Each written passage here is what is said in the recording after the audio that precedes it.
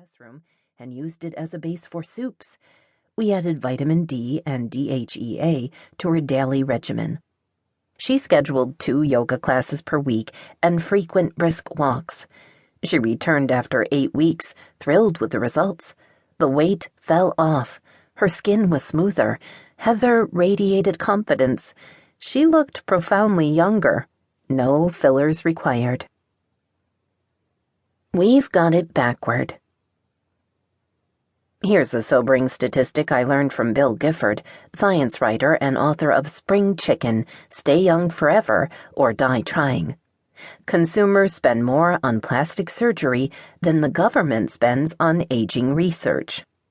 I'm not judging, far from it. Even though I am Dr. Natural, sometimes I catch myself looking for a long while at the non-invasive or surgical cosmetic solutions advertised on billboards and TV. What about you?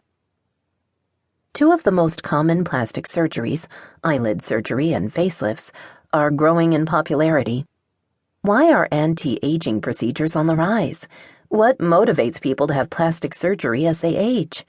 Scientific studies show that people most likely to go under the knife are wealthy females with low self-esteem, low life satisfaction, low self-rated attractiveness, and few religious beliefs. These women are also heavy television watchers and perhaps see beautiful bodies on TV that they want to emulate. The common motivations? Body image problems and reluctance to age. However, if you think that lifting, sucking, and filling are your only options, I'd like to offer you a far safer and more palatable solution.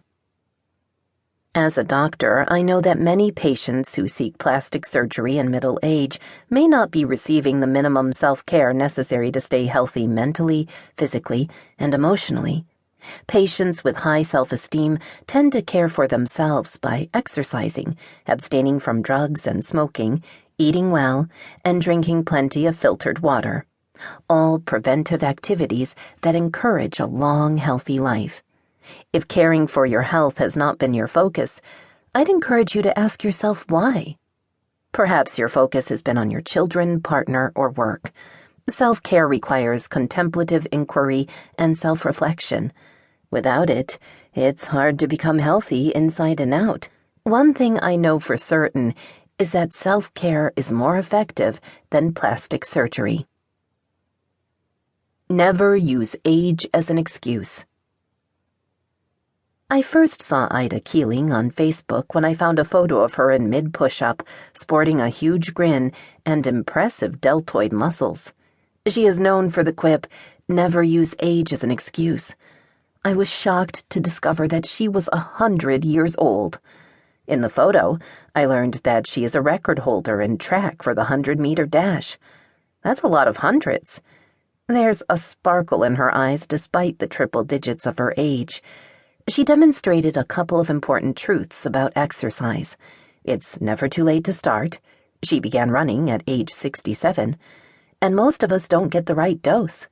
Along with running, Ida bikes, jumps rope, and goes to yoga twice per week, despite struggling with arthritis. There are people who consider themselves old, just sitting around at home and waiting to die. That's just stupid, Ida says. If I could, I would tell them to stop feeling sorry for themselves and to get active.